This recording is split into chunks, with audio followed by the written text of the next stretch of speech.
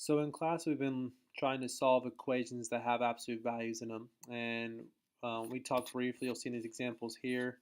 Like in example one, you'll notice that x minus 4 equals 6. In class, we kind of talked about how an absolute value must be positive, and if it is positive, you can possibly have two different answers. So you'll see down here in letter A, we changed this equation to x minus 4 equals 6, and also x minus 4 equals negative 6. We would go and solve both of those equations. We get our answers respectively of 10 and negative 2. And if you were to take both of those answers and plug them back into the original, you would say they both would work. So the takeaway from here was that when you're solving absolute value equations, your first goal is to get the absolute value by itself. And then once you get it by itself, make sure it's positive. If you see in letter B, you'll see the absolute value is by itself, but it's equal to a negative. So in this situation, that would be a no solution. Furthermore, if you look at the next one example we looked at in class, we had an absolute value of 3x plus 9 minus 10 equals negative 4. Again, I try to say your ultimate goal is to solve for the variable x, but you need to first get the absolute value by itself. In this situation, we added 10 to both sides. That's where the 6 came from right here. So you'll see the work going on right there. We added 10 and got back to where we were before. Absolute value of something equals 6. So split it up into two problems, one there, one here, and you get two different answers. All right, so the next section we're going to look at is a situation where we have some equations that have absolute values on both sides. Now, before you freak out, just remember what our goal was. Our goal is, do we have the absolute value all by itself? And this only needs to be true for one side. Well, in letter A, you'll notice that it's for both sides. Well, that's fine. We just got to pick a side and stick with it.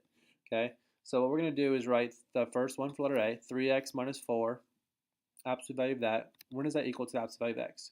Well, just like in the previous examples we've done in class, is we need to set up our two equations. We have absolute value, it's by itself, it's positive, so let's roll. So we need to set up two equations.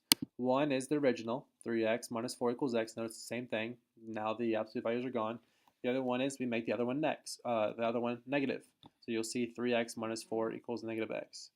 One thing I want to make sure you take note of is that we only made one side negative. Just like before, only one of the sides gets negative.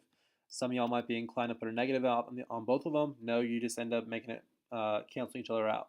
So we want to make sure we make this one negative. So now, like before, go and solve for x. In this case, they subtracted and moved x to the left. That becomes 2x minus 4. They're going to add 4 to both sides. And you get 2x equals 4, and divide by 2, get x equals 2. Same thing over here. Go and solve for x. Get like terms together. Plus x to both sides gives you 4x minus 4.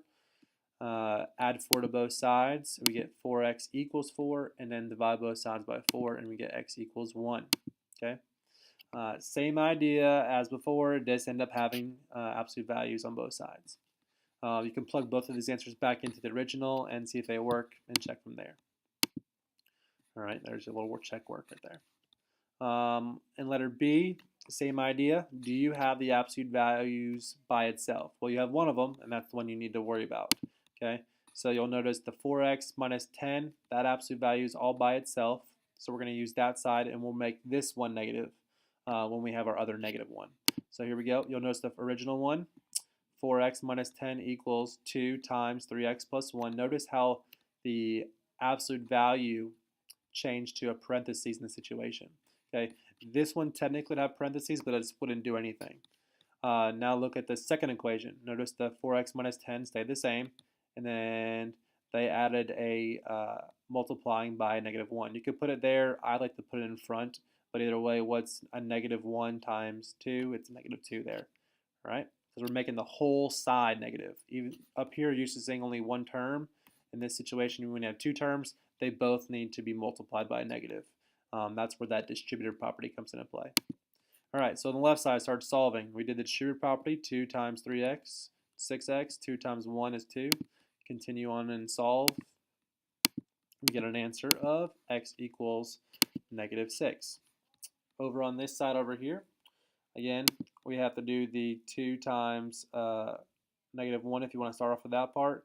In this situation, they use this negative right here and distributed -1 times 3x, which is -3x, then a -1 times +1, which is a -1. So they did the distributive property here, and then they're going to have to do it again here, the 2 again. So they do 2 times -3x, which is -6x, 2 times -1, -2, and then continue like you normally do when you're solving equations. And we end up getting an answer of x equals 8/10.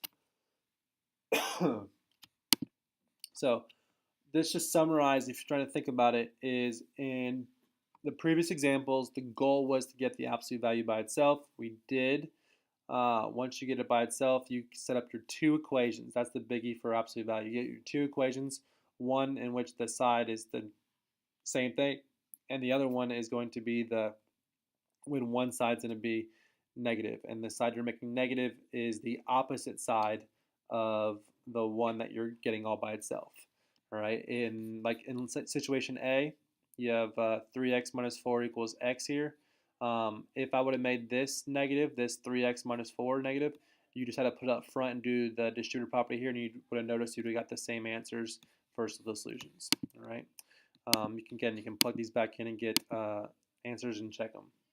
Hopefully that helps a little bit about your absolute values. I'll take questions tomorrow morning.